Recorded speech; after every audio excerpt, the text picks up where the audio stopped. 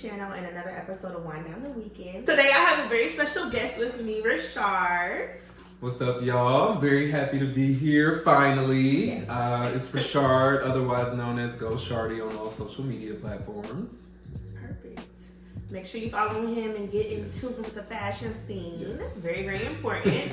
So today we are actually drinking on, so we're gonna go with No Strew. I found this at Total Wine. I am not gonna butcher the rest of this, but yes.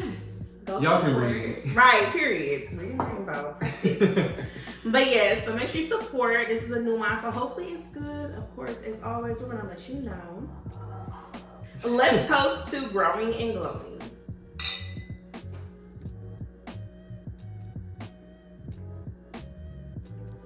It's definitely a dry wine. It's definitely dry. How It's do very you light like though. I'm not mad at it. Okay, that's it. I feel like you said it has mango. Allegedly. Yeah, not allegedly. Yes, Yeah. it's a little tropical here. I'm picking up on that. Okay. Yeah, and y'all know I'm more of a sweet wine girly. It is light But though. sweet wine doesn't work. It does after you drink. And The whole drink bottle. and drink. Yes. You know, you get active with the bottle and then you get to feel the beauty of wine. You know, so. But this is not bad. It really isn't. Especially for a dry wine. All right, so we're going to go ahead and get into our icebreaker. And so we are actually going to do We're Not Really Strangers, which is a card game. This is the family edition. As y'all know, we've had the regular one, dating, and all the other ones. So we are going to mix these up a bit. There's not too much that you can do, it's just three. Alright, It's the ones that count. Alright, so do I need to answer this question for me, or am I asking you this question? You can answer it for you. Okay. What is the most valuable lesson our family has taught you about love? Explain. Ooh, The questions are deep. I should have told you that. this is Sorry. very deep. I don't think it was very intentional, Mhm. but I think a lot of the people in our family really prioritize self-love and like not tolerating BS and drama and toxicity in some instances. And so I think I think that's something that I've carried with me where it's like, how can I make sure that I'm always loving myself first? And then once I love myself first, making room to love somebody else. That's a good one. And like you said, it wasn't like a blatant display of self-love. Very Right. much so. Undertone. Yes. So yeah, that's a good one. So what boundary do you wish you had set with our family sooner, and how can we honor it now? I would say, like checking your tone. That's a boundary for me. I don't mind engaging in discussions where we're a little more passionate and elevated in our maybe our level, volume. But tone needs to be checked, and I find that's a consistent issue like throughout our family. Okay. And I wish if I was younger, if I had the voice and I could have spoken to it, I would have put that boundary in place. I find now just being intentional about how we engage with each other. Like we can have a passionate discussion without demeaning each other with our tone of voice. So, What is your favorite thing about this chapter in your life? Ooh, I like this question. I think my favorite thing is that I feel like I can have it all right now. Mhm. Like everything that I want to do in my career, in my relationships and friendships with family, in my life overall, like it just feels like I'm limitless. Okay. And I love that for for you. me. Yeah. No, really. Because I feel like growing up, it's like, well, you can only have so much. You're this age, so this is what you're like. This is what you're capable of. So knowing that you're capable of anything at this point in time, and it's all yours. Exactly. Yeah, I love that. All right. We're going to get into the main topic of our wind down, which is love languages. Yes. And so we both are very passionate about love languages. So I'm excited to have this conversation. We're going to start off, of course, by defining love languages. But I do want to say this is something that's gone very viral. Not recently, but I would say the past few years we've done a lot of discussions regarding love languages. What are they, and how to engage with other people despite their love languages or in honor of their love languages. So I think this is going to be a really helpful discussion, not just stemming from our own experiences, but like on a general scope. So Yeah.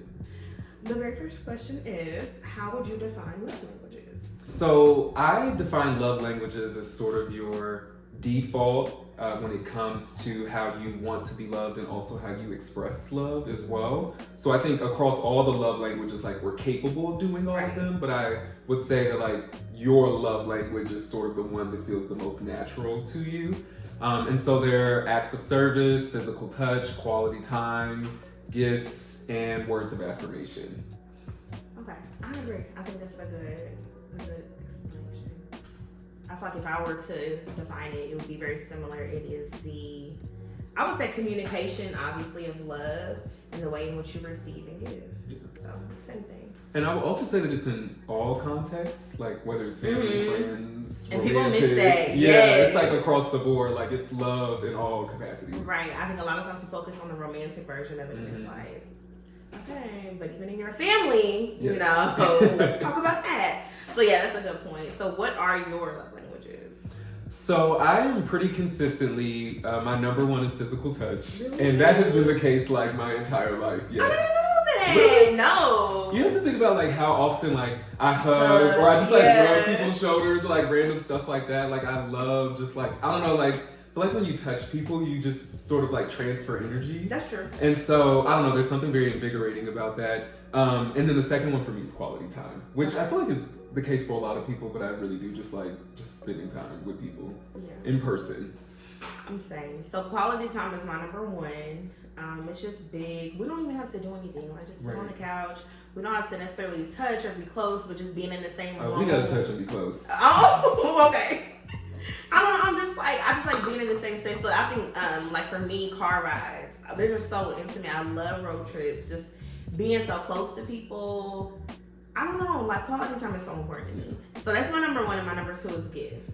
And so I know, but I really had to grow into a space where I was comfortable enough to say that. I think growing up, I was like, I don't want people to think I'm a gold digger, or I don't want people to think that I'm just money hungry and material. Right? I don't want people to think that about me. But then I'm like, if I keep not speaking on the fact that that's my love language, I'm not going to be fed. Right. So like, I need to be intentional about voicing what it is. So yeah. Gift giving is my number two. Do you have... Wait, can I ask about your gift giving love language? Do you feel like there are levels to it? Like, is it any kind of gift, or is it like, No, it's not any kind of gift. Okay, so maybe expand more on that. I'm just curious. Yeah. Because some people it's like, oh, like, I don't know, it could be a blanket or something they saw at Target where it's like, I saw this and thought of you. Like, so I'm curious, like, are there levels to it for you? Yes, I think for me, gift giving is, I think it's indicative of you listening to me. And so I don't want you to just grab anything about, oh yeah, here girl, like gifts, hello, like no, it's very much so. I want it to be something that I've spoken about previously, or Kira, I know I've heard you talk a lot about the color, you know, let's say you love mint green, or that's your favorite color, which mint green is not my favorite color, but mint green is your favorite color. And I saw this tumbler cup, because you know I love different tumbler cups and stuff like that. So it's like, I got this cup for you from Walmart or wherever. Yeah, I want that. I want to know that you're listening to me and you're being intentional about the way in which you're loving on me. Or say, for instance, I don't wear necklaces, and you're like, I'm gonna get you a necklace. You know, I love necklaces, I just don't wear them. So we have a conversation about, oh, da da da da da. And you're like, well, you give me a silver necklace because, you know, my charm bracelet is like, I want you to be intentional with my gifts. I don't want you just picking up any and everything. Oh, here's this pink furry hat. I think it'll match those pants you have. No, I don't like Let me decide if it'll match those pants. Like, why would you do that? Like, no, I want you to be intentional with me in the ways in which you gift me. So I think it's just more so about listening. But, yeah. So, do you have any love languages that you wish were yours but aren't?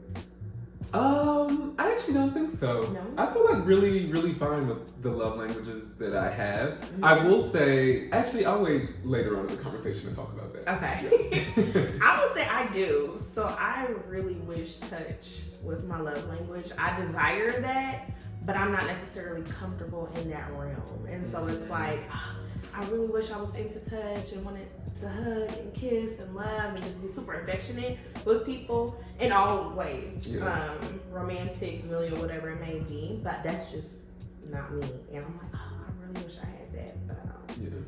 So it's weird. I've had conversations with people, and it's like, most people don't. They're like, no, I'm cool with mine. But a few people every now and then are like, yeah, I really wish it was gift giving, but I just really, it doesn't hit the spot for me. And I'm like, okay. So yeah. That's fair. Yeah. So have your love languages changed over time, or have they consistently been the same? So I know you said touch all throughout your life has been. Yeah, I think it's been pretty consistent so far.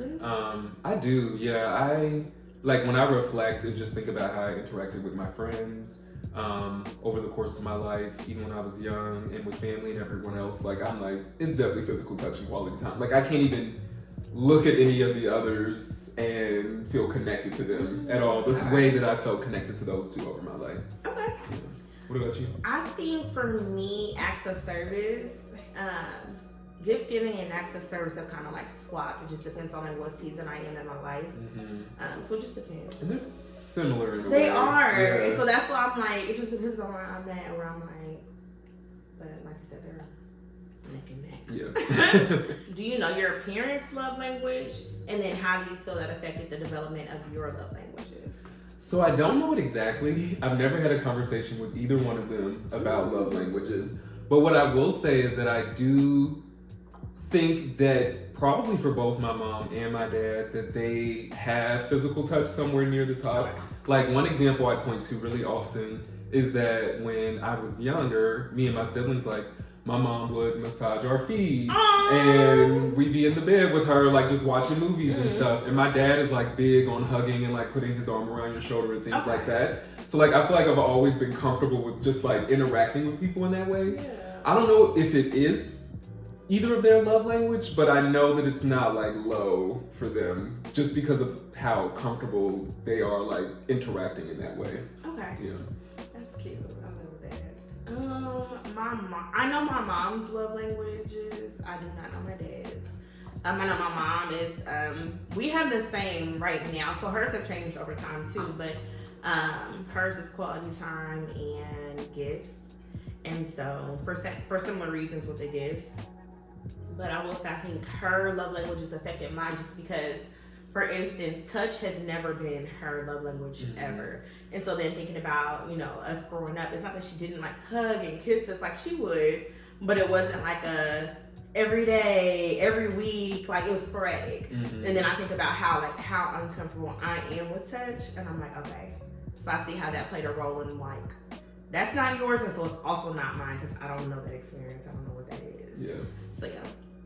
And I think to the other question about like how they've changed over time, one thing that I read about is that it seems like pretty often love languages change, especially when your family dynamic changes. Or so for instance, like you have kids, Right. and I don't know, maybe words of affirmation was your love language with your spouse. Let's use a spouse for instance. But now it's like, ooh, I'm so busy with these kids all the time that actually acts of service is my love language. Because when you're doing things, then it's kind of like you're helping me out, acknowledging the fact that I have to do this, I have to raise them, I have to get them ready for this. So yeah, you washing those dishes for me, that means a lot to me right now. You know, you picking the kids up from school because I'm tired, that means a lot. And so I think there are changes like that happen in your life that can definitely make your love languages shift over time. Yeah, that's a good point. I like that. So our next question is going to be, do we need components of all 5 love languages to have a full relationship with another person? I think yes. Really? Yes. But I don't think that they all have to be to the same extent. Okay. Because I mean, like, even when you take the quiz, you see that you were higher in some and lower in others. But I think that because humans are so complicated and we go through so many different seasons and mental emotional changes and need different things at different points in our life, that like we need someone who, even if it's temporarily, like that they need to show up in a way that they might not usually. And that is actually a good example of like what I just said about when you have kids. It's like, you know, maybe I need you to step up your acts of service a little bit more, your whatever it is, or something needs to change a little bit. And I think about like, I don't know, like even if you just, I don't know, let's use loss, like grief. For an example, you lose a parent, you lose a grandparent or something like that. Like maybe someone might need a little bit more physical touch than, you know, where they just want to feel caressed and loved, and so you show up in that way, and that might not be a long-term thing, but it's like what your partner or your friend or whomever needs then. And so it's like, I feel like at the most minimum, like you should at least be able to tap in to all of them when they're needed. I don't think you have to like specialize in all of them and be great at all of them, but at least have that flexibility to show up for people the way that they need you when they need you to. Okay. I would say yes on a bare minimal, like you're saying, like be able to be flexible in it. Like I think of myself and how words of affirmation and such, I'm just like, hell no. Words of affirmation is really low for me. Yeah. I think it's my lowest. It actually makes me uncomfortable. Like when people, even at work, like it makes my skin crawl. Like please, like stop. Like I appreciate that you appreciate me. You're actually making me uncomfortable. So I'm like, I think sometimes it can be hard to show up. Even like your example with loss and it's like physical touch, but if physical touch is just not my thing, like it can be difficult, but I do think you need to know how to be flexible in it and showing up. But sometimes I think it's a comfortability thing though too, with your partner or with your family or whoever it may be. Like it's not that you absolutely hate touch on a general scale, it's that like you need to be comfortable at a certain level to like show that to someone. So I do think you need aspects of all the love languages.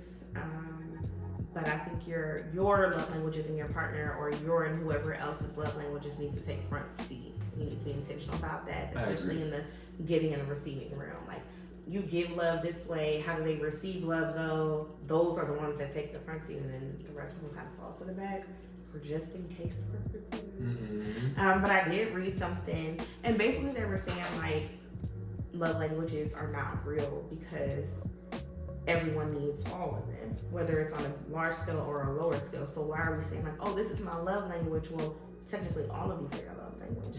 And so the guy was basically just saying everybody just wants to be seen and understood at the end of the day. And so we're making it more complex by breaking it down. Because in reality, you need all of these things. You can't say, oh, we won't have touch in this relationship. Well, how is that going to work?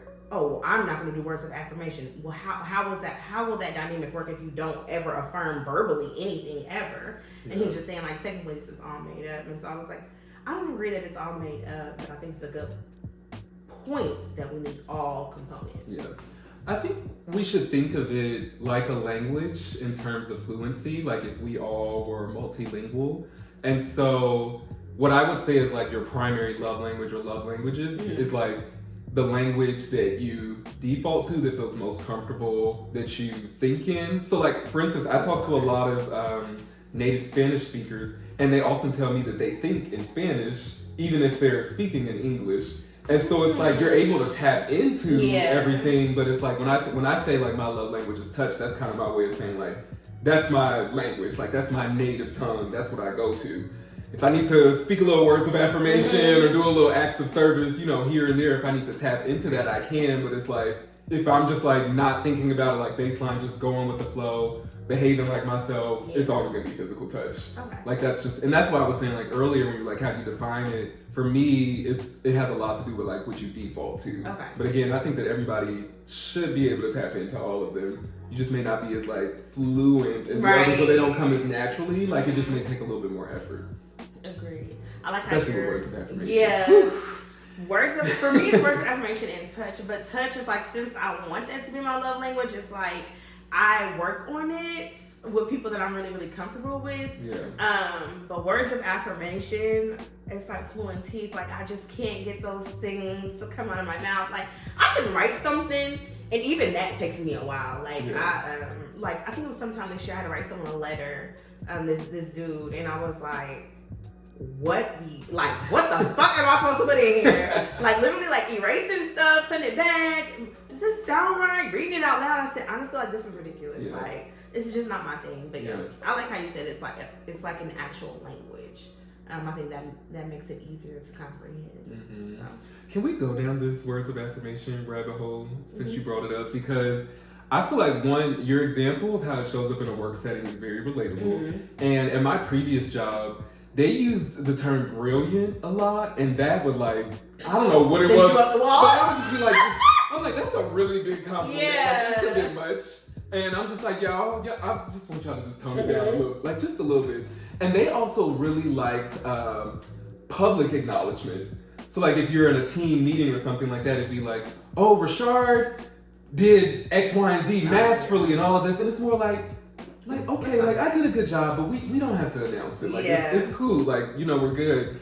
And sometimes I do wonder how like your upbringing and self-esteem and other things like that sort of impact the way that you probably show up to all of the love languages. But for me specifically around words of affirmation, I feel like that one in particular, because I grew up with such low self-esteem, I often felt like I wasn't deserving of certain compliments and stuff like that. And so like when people gave them to me, I'm like, why are you like saying like, is this real? Like, do you really mean this? Like, you're kind of feeling like, I don't know if I trust this or not. And I've actually like been actively practicing as being an adult is just like, say thank you, be grateful. Like if someone is saying this, they're not going out of their way to say it. Like they clearly mean this. They're saying it for a reason, and sort of just like trusting their words a little bit more. But it's hard. For sure. It is hard, and like you said, a work setting is I think what highlighted it the most for me. And so like your example, the public acknowledgement. At one point, I was at work and I put on an event, and in our staff meeting, literally had me stand up while everyone is clapping and he's giving these strong words of, oh, da da da. I'm like, what the hell is going on? We don't need to be doing things like this. Yeah. And I had never seen it done before in a meeting either. And so it was too much for me. But I think, like you were saying, it really does go back to similar to you. I had low self-esteem growing up. And so it'd be hard to believe those things when people said it, one. But then also, in our household, we didn't do words of affirmation. So, for instance, for my dad, you know, he might say, oh, good job, or, oh, okay. We would more so hear from him when we did bad things. And so words of affirmation are really foreign to me just because I wasn't often affirmed. Mm-hmm. It was more so like, you're being condemned for doing something wrong, but we don't hear words when we're doing something well. And so it really throws me off when I hear them because I'm like, I'm not used to that, and I don't know why you would be doing that. Yeah. You know, because it's foreign to me, and so. Did you grow up in an "I love you" household? Like, did y'all say that pretty regularly? I would say yes, but not out of like. It wasn't genuine. Not genuine. I don't want to say not genuine, but it wasn't in like very natural or just like impromptu moments. It was more so like every night before I went to bed, I said I love you. Okay. Like routine, like that's what I do. Yeah. But other than that, I wouldn't say so because I know even on the phone with my dad, it happened. I think it was like 2020 or maybe 2021, and he had called me and we were talking. And we don't ever talk on the phone. Like I can really count on two hands how many times I've talked to him on the phone in my life. And so he said sometimes something. I said, oh, okay, well I'll talk to you later. He said, yeah, all right, love you. And I was like. Everything literally froze. I was like, what? Like, because he never said that to me on the phone. Like, it was never love you, bye. It was always just like, all right, talk to you later. Or, all right. Like, and so that threw me. And so, no, we didn't do a lot of that. And even when we did, it wasn't, you know, in my opinion, like authentic moments. Yeah. Do you tell your friends and family you love them now? No. You said no so quickly. It's like I've told my friends like a few times like I love you, or like when I'm drunk, yes. Other than that, like no. Like I just don't think it's something that I obviously love you. Like why do we need to say that? I think that's fair. Yeah, for me. Ish. No, I think I should say I love you more often because when people say it to me, I'm like, love me? Like oh my gosh. And so yeah, I need to do better at that. But words of affirmation just interesting. And I think it's more interesting the older you get because I've gotten better at words of affirmation just in being like in like supervisory experience and all of that. Yeah, it kind of forces you to. Because I cannot give you gift. I'm going to go broke if I gift you every time I feel like you've done a good job. Yeah. And so it's like I really have to learn how to say to you, you've done a great job, and not just like, oh, good job, but like an elaborate, I'm proud of you, like. And so I've gotten better at it because of that, but it's still not my fault. Mm-hmm. So do you think it's your responsibility to study your partner, or do you think you should just, I don't know, do you think like everything needs to be verbalized, or do you think it's your job to study your partner to understand their love languages? I think part of studying your partner is also verbalizing it and having conversations about it. And when I reflect on a lot of my early relationships, when I think about them, I'm often like, wow, if we had a conversation about our love languages, that probably would have resolved a lot of the drama that was going on in the relationship, and also could have ended some of them a lot earlier because we were in it too long because there was that incompatibility thing. And so I do think that, like, one, it is part of you just studying and sort of noticing and getting a sense of, like, how do they show up. For sure. But then I also think that, yeah, like, y'all actually do need to have explicit conversations. And whenever I would be dating now, like, I guess within the past 5 years, I would usually have a conversation with folks where I'm like, what is your love language? Like, how do you show up? What do you like? All of those things. Because also it just lets you know up front. Because if somebody's love language is words of affirmation, I'm going to be like, maybe I don't know. I might not be the one for you because I don't know if I can show up for you the way that you need, and that just saves them a lot of stress too. That's true. And I just had an experience too with that. But I'll answer the question first. So I think it needs to be verbalized. I think it is your responsibility to study your partner, because if you're not willing to study your partner, I personally think you guys are likely not compatible, or you're not as interested as you think you are. Because if you're truly interested in somebody, you want to know them, you want to learn them, and you don't want them to have to like walk everything out to you. You want to feel as if you're connected to them in a way in which they don't have to say everything. You just know. Like, I feel like that reaffirms you and your relationship and whatever y'all have going on. So I will say, well, similar to you, in my more recent years, I'll ask flat out, like, what are your love languages in the beginning? Obviously love languages change, and so we're not going to always have that conversation over and over again. I feel like, again, that's me tasking myself with, I need to study you to know, what do you need now, what's different, what's changed. We can of course have the conversation, but I don't want to make that a requirement. I like the idea of just having the verbal conversation in the beginning. That way, because I feel like sometimes we don't know our footing when we first meet somebody or start dealing with someone, and so it's a good measure to just, hey, what are your love languages, so I can see if I can tap into that, or the ways in which I can learn to tap into that. And so, like you said before, somebody being words of affirmation, you're like, well, baby, we could really just cut this short, because what's the point? And it's that self-awareness to like know yourself well enough to say, like, there's nothing wrong with words of affirmation being your love language. It's just like, I'm not there to be able to speak that language to you. Exactly. And so let me save you a lot of grief. And it works in the same way as well. Like, with me being physical touch, it's in a pre-love language era, I would really struggle with like people who didn't like to be touched. I did not understand it whatsoever, and it would be so offensive to me. Oh, really? Yes, because it was my love language. So I'm like, so for instance, you were talking about sitting on the couch. If you're my girl and I'm sitting on the couch with you, and we're not touching, cuddling, nothing, I'm gonna be like, what's the issue? Are you mad at me or something? Like, why are we connecting in this way? And so it's like, to be able to have those conversations up front, again, just kind of saves you a lot of grief and confusion and stuff like that, where you might be feeling like, what's the issue? Like, you know what I mean? And in your mind, you're looking at that like, that's no big deal. Like, of course I love you. We on this couch together. We're spending time together, right? And I'm over here like, why are you all the way over there? Yeah. I can see that being a point of stress. But, yeah. Well, I guess I just had a recent experience too, and dude, he was like, his top 2, I think, were words of affirmation and touch. And child ate me up. I said, okay. But my thought was like, okay, maybe if we can get comfortable enough with each other, I can work on that, you know? And then just in hindsight, I'm like, girl, hell no. Like, it was to me a total waste of time, because I'm like, in every which way of me stepping out the box just a little bit, I feel like, in his opinion, it was like, you're not stepping out the box at all. And I'm like, you just don't understand. Like, this is not my thing. So I'm really trying for you. And it's like, I don't want you to feel like you're wasting your time, but I'm sure you feel like you're wasting your time. And I feel like, hell, I'm fighting for my life to keep up, you know? So I think, again, it's self-awareness and being able to like, hey, that's really not my thing. I just want to let you know up front. So if you want to explore that, sure, just know there's going to be a bit of a buffer stage for us in the beginning. There's going to be some growing pains. Yeah. I don't think it's impossible, but I do think it's like, this self-awareness tip can save you some time. Yes, for sure. What are the limits on doing things for your person that make you uncomfortable, and how much should you be willing to suffer for your spouse's happiness? Yeah, so I feel like this question is probably what a lot of us are trying to figure out right now. Especially, I would say, when it comes to dating. Maybe not so much with friendships and family, even though it shows up in some ways. I guess it does say spouse happiness. But because again, like let me use I statement.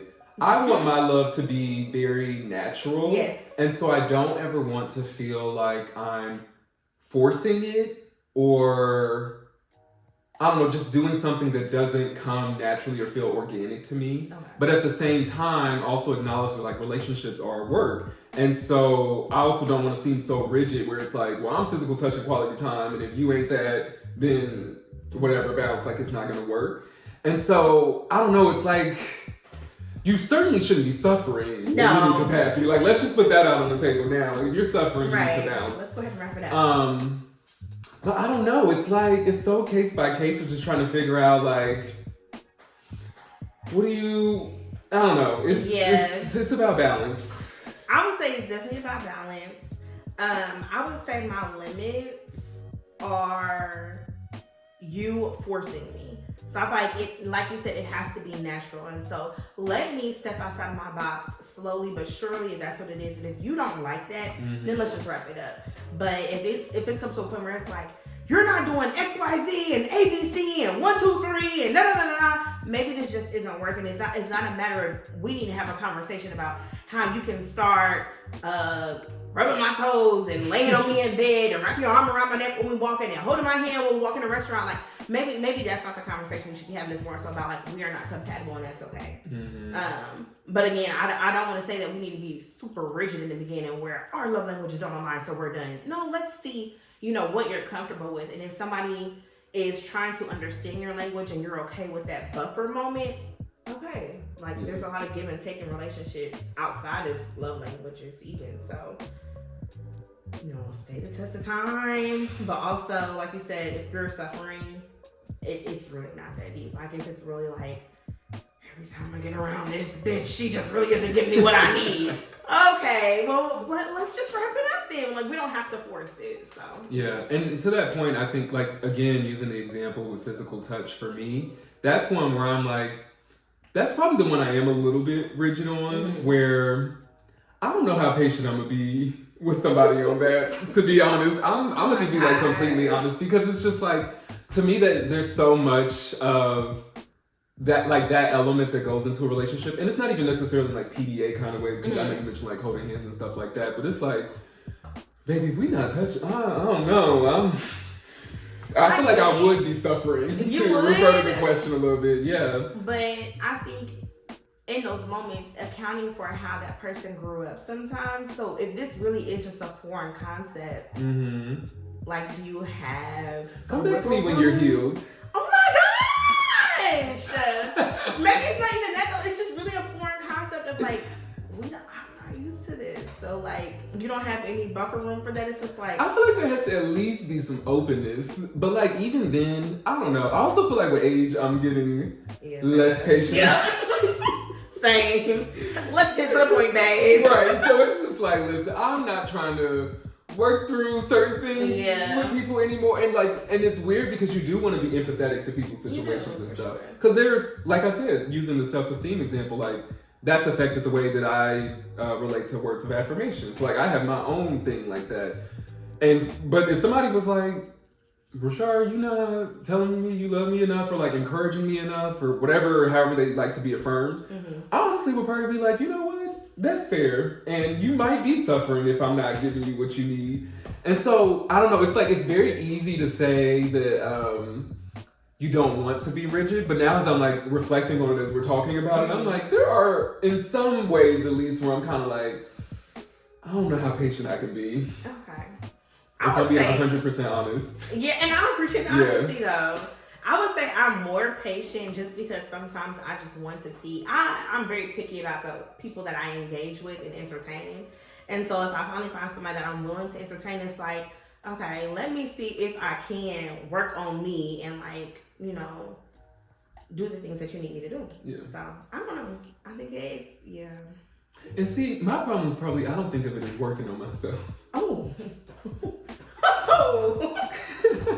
It's them working on them? Yes. Oh my gosh! Sure. I can understand it though. I'm perfect. Why aren't you perfect too? Look, no really. Okay, no. But maybe not. No, really. I'm like, I am pretty close. there was this TikTok that basically is viral, and they mentioned that a lot of times your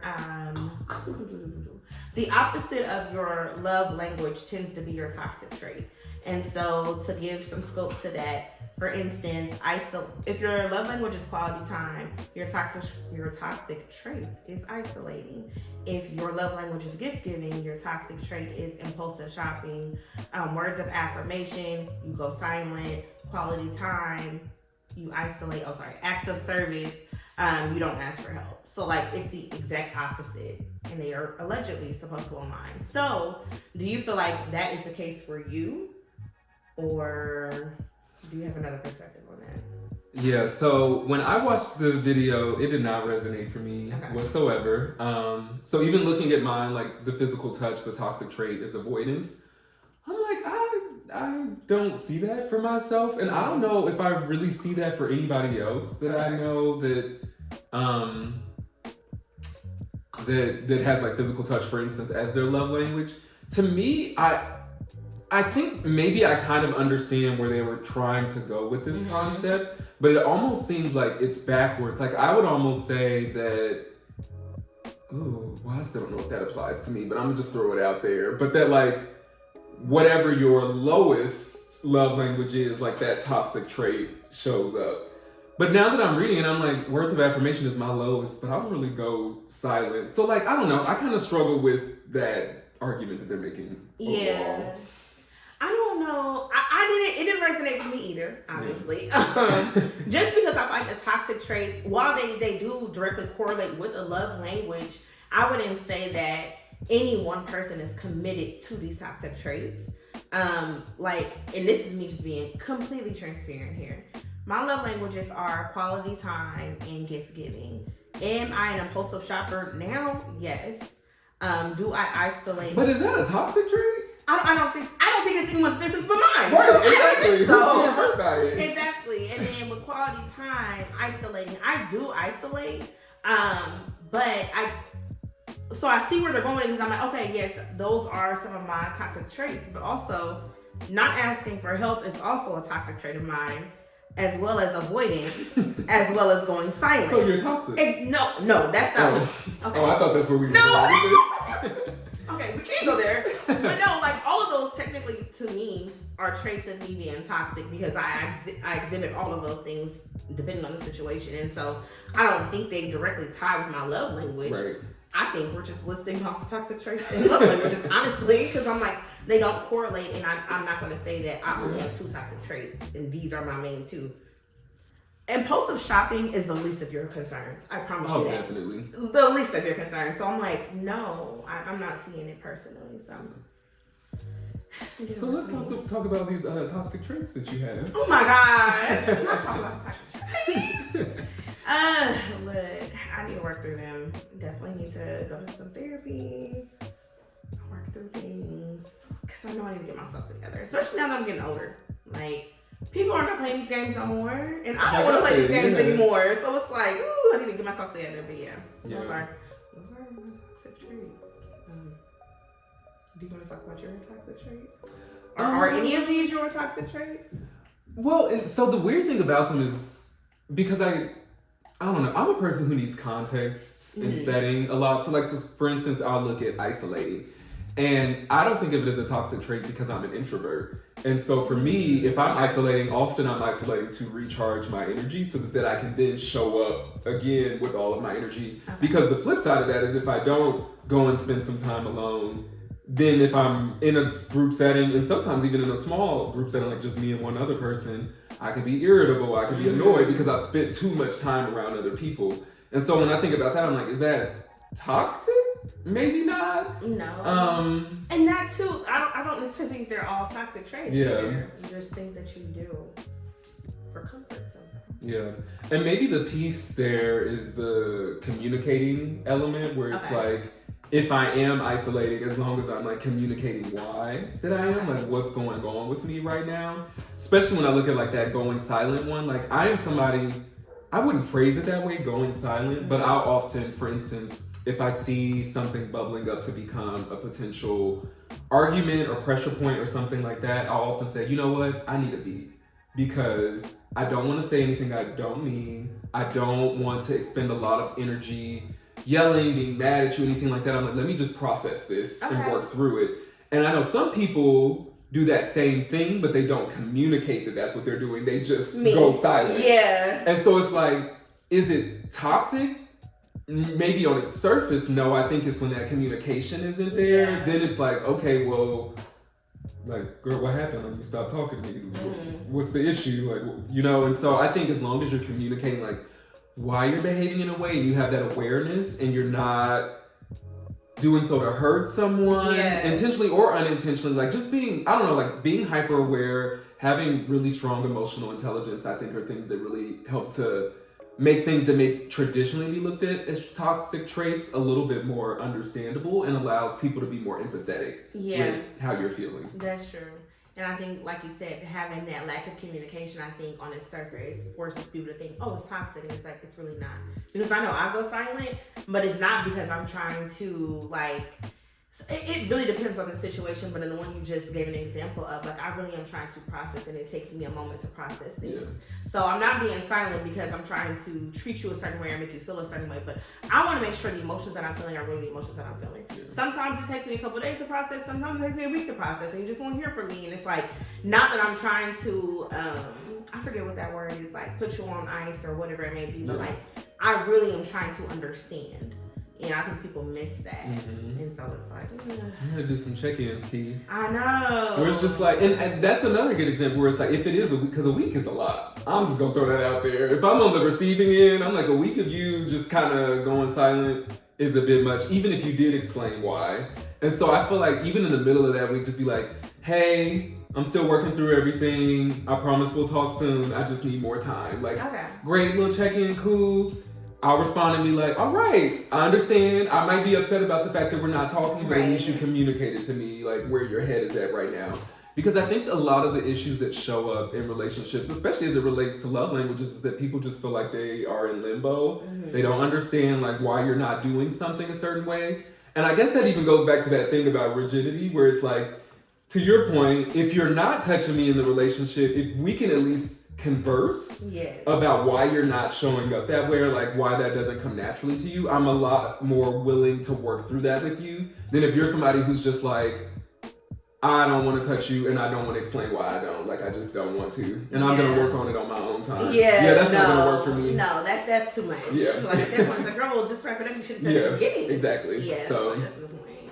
Well, do you have any other thoughts about love languages or tidbits to help the people? I think, honestly, we probably drove this point home a lot, but just study your love languages, study yourself, get to know yourself first, like what you want from somebody. And again, that's romantically, platonically, whatever the case may be.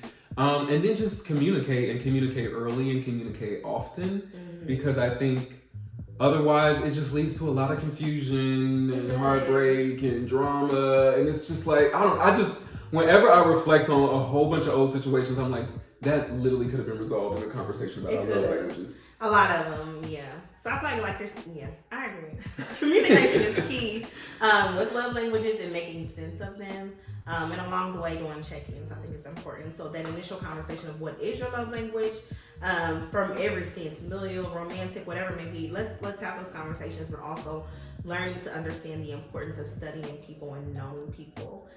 So you can maybe have additional follow-up conversations or whatever it may be, but it's the communication at the end that really seals the deal on everything. Thanks for coming on the show. Of course. Thank you for having me. It's been a good time. Thank you. Well, make sure y'all like, comment, and subscribe. And of course, like always, we will see y'all later. Peace out.